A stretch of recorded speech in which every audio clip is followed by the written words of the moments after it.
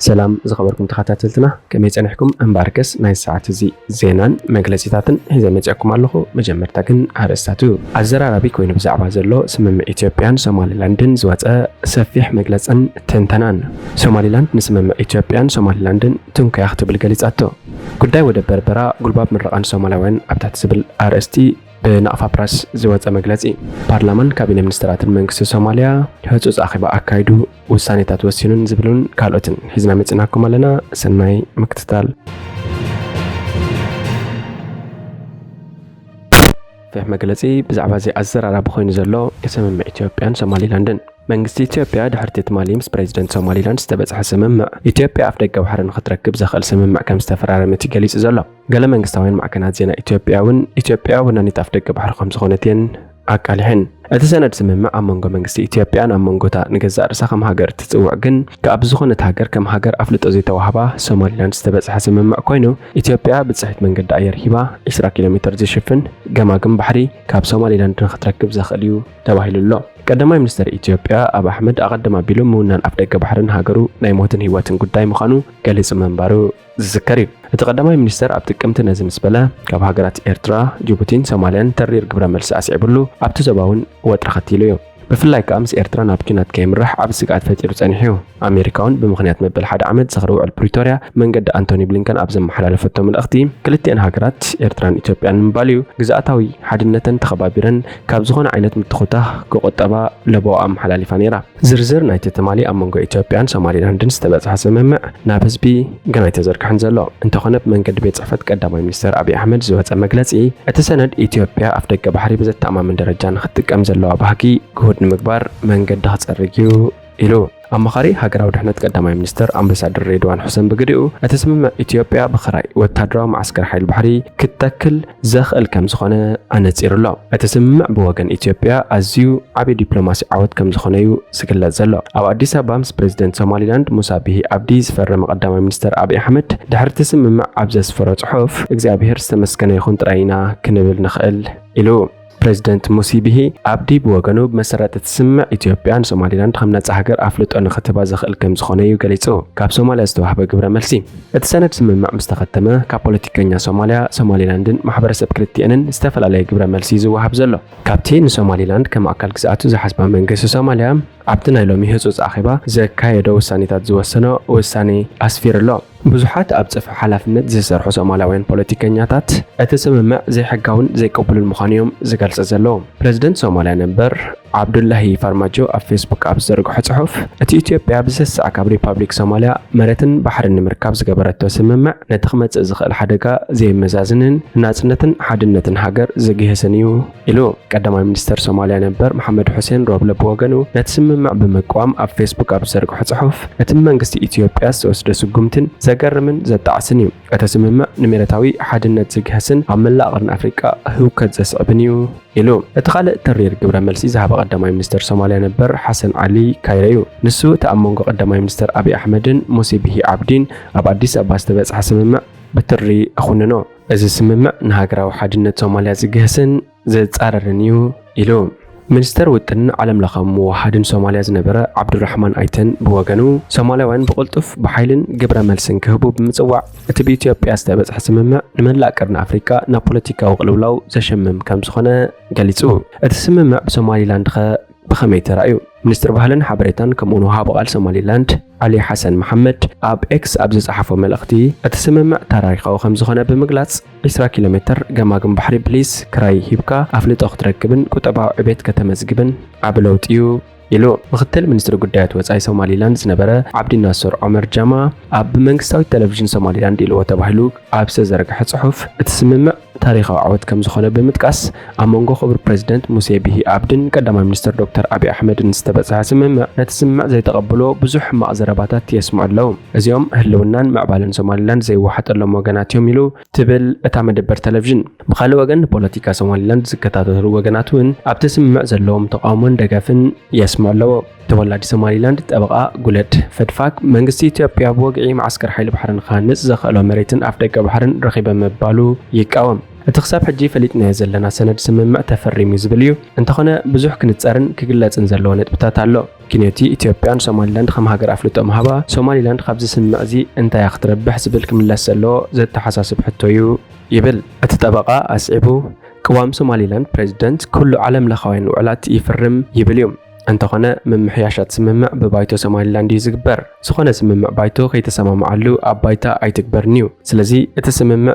كماليو أبايتا ختكبر زبل حتو كملاس علو يوسخ تبقى قولد فدفاك أما وداتا ملو زرزر سند سممع كوانتا زي واتسا سوماليلاند معارتي نسا نيتيوبيا كتوا زتسمم عطو ختركبيا زبل حساب كم زي باللي يزقلتس بحفشا أوشي تولد سوماليلاند أبزي سمع استفل عليه رئيتوتاتي زلو حدا خابتم ريتو ذهب مهور سنة قطبة عبد الناصر أحمد حج أدانيو أزلك كم تخلت هاجرات زقابرو سممعات يخسر زلو نخلتين هاجرات زعود سممعيو مسرات سممع هاجرات أبقال هاجر معسكري مصرتين سوماليلاند كابز سممع بزوح كتكسبيا إلوم سوماليلاند قدم 3 عامات كاب سوماليا تفليا نجزا رسا كم للاويت هاجرات يسوع انتخنا حبرة أفريقيا يخون حبرة هاجرات كم هاجر أفلوت يهابون إيرترا دحر ناي 3 عامات برتاو قالسي ناصنتا دحر مركبا إثيوبيا أفدك بحر زيبل هاجر كوينايا إثيوبيا كاب 1991 كسب 1997 ودبات عسبن باصعنا إيرترا تتقام كونت نبرت أب 1998 مس إيرترا ناب كوينات مسأتوت جن كسب حجي زي تعدنا ገንዘብና خفلت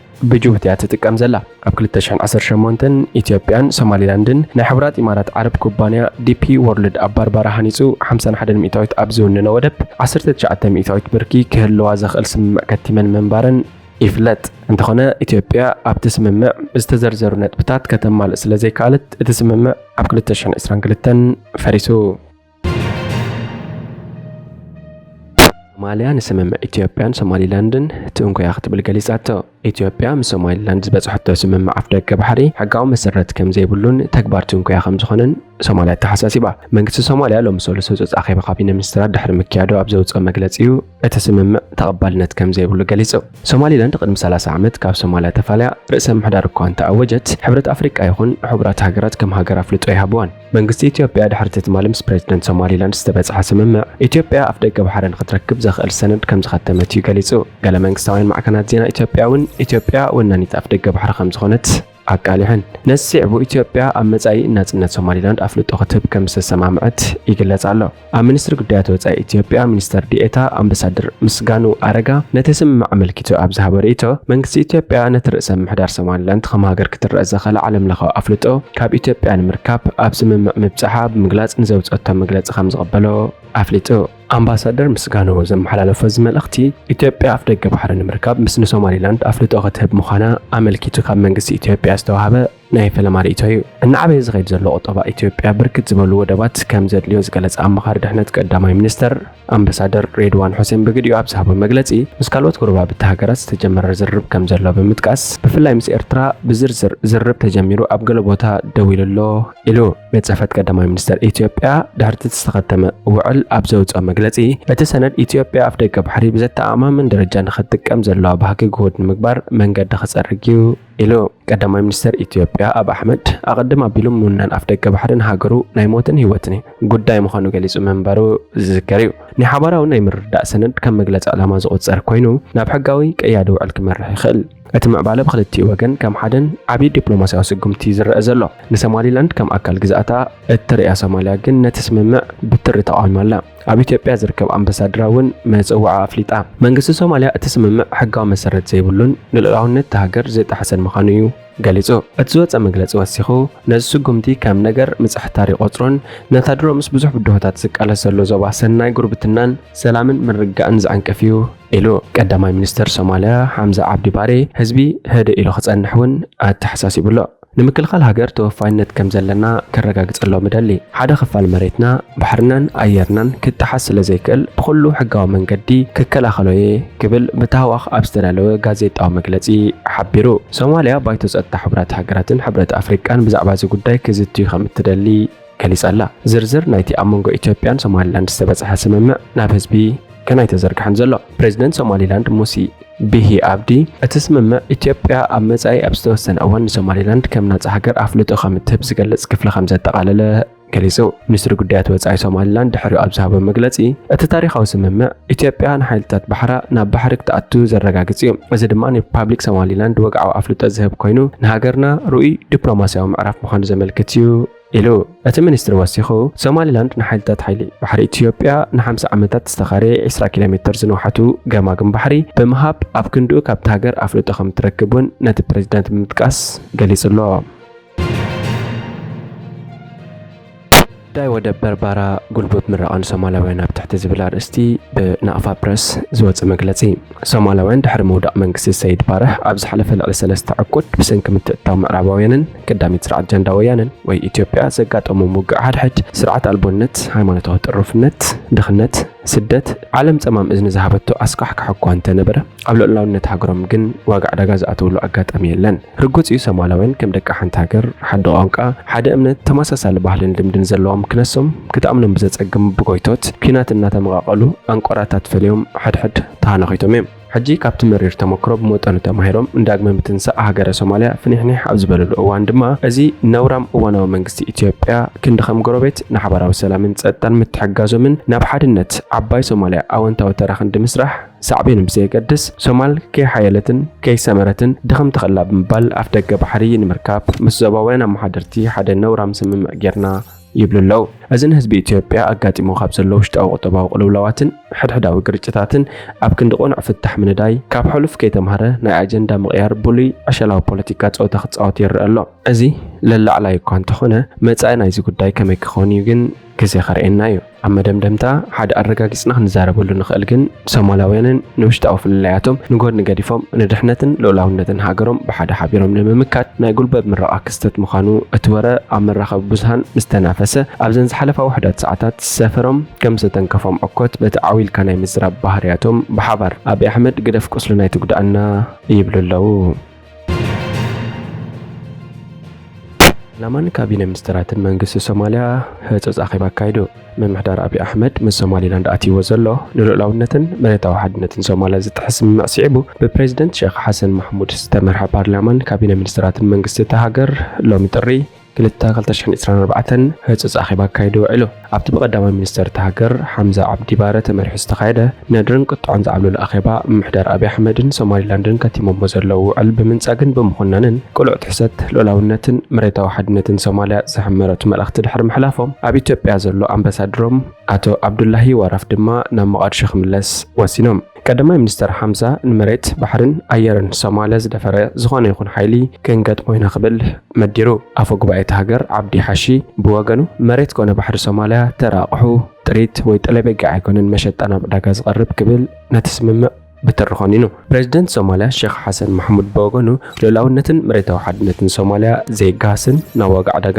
ወይ ምድርዳር ዘይቀርብን ዝኾነ ይኹን ኣካል ድማ ብኸፊል ክሸጦ ኮነ ክልውጦ ዘይፍቀድ እዩ ክብል ድሕሪ ምምዳር ንኢትዮጵያ ከነተሓሳስባ እንደሊ ኣፍ ደገ ባሕሪ ንምርካብ ዘለዋ ጥሙሕ ሕልሚ ከተቋርጾ ሓንቲ እጭ ተኾነት እውን ከምዘይነፍቅድ ሶማልያ ናይ ሶማላውያን ካብቲ ማለት ድማ ሎሚ ዝያዳ ካልእ እዋን ሃገርና ናይ ምክልኻል ዓቕሚ ኣለና ክብል ወሲኹ ኣረዲዩ። ድሕርቲ ትማሊ ሓደ ጥሪ 2024 ምምሕዳር ኣብዪ ኣሕመድን ፕሬዚደንት ሶማሊላንድ ሙሳ ቢሂ ዓብዲን ዝኸተምዎ ውዕል ንኢትዮጵያ 20 ኪሎ ሜትር ገማግም ባሕሪ ብ9 ኪሎ ሜትር ዝነውሓቱ ን50 ዓመት ዋንነት ዝህባ ኣምሳይኡ ድማ ኢትዮጵያን ሶማሊላንድ ከም ወግዓዊት ሃገር ኣፍልጦ ክትባን ኣብ መንገዲ ኣየር ኢትዮጵያ ድማ ዝተወሰነ ብፅዕት ክህልዋ ዘጠቓለለ ስምምዓት ካብ ብዙሓት ወገናት እንተላይ ኢትዮጵያውያን ፖለቲከኛታት ኮነ ስዕብ ይርከብ። ፕሬዚደንት ሶማልያ ነበር መሐመድ ፋርማጆ ዝርከቦም ናይ ቅድም መራሕቲ እቲ ሃገር ወሲኽካ እውን ተመሳሳሊ መግለፂታት ኣውፅኦም እዮም። ፕሬዚደንት ጅቡቲ ዑመር ገለ ትማሊ ኣምሳይኡ ንኣምባሳደር ኢትዮጵያ ኣብቲ ሃገር ናብ ቤት ጽሕፈቱ ፀዊዑ ቀዳማይ ሚኒስትር ኣብዪ ኣሕመድ ስለምንታይ ከምዚ ዓይነት ውሳኔ ከም ዘካይድ ኣቐዲሙ ዝኾነ ሓበሬታ ዘየንፈተለይ ክብል ከም ዘጓጣጠሉ እውን ተሓቢሩ ኣሎ። እምበርከስ ዝኸበርኩም ተኸታተልትና ናይ ሰዓት እዚ ዜናን መግለፂን ኣብዚ ፍጸም ሓደሽቲ ዜናታትን መግለፂታትን ንምክትታል ሰብስክራይብ፣ ሼር፣ ላይክ፣ ኮሜንት ምግባር ኣይትረስዑ ኢኹም። ሰላም።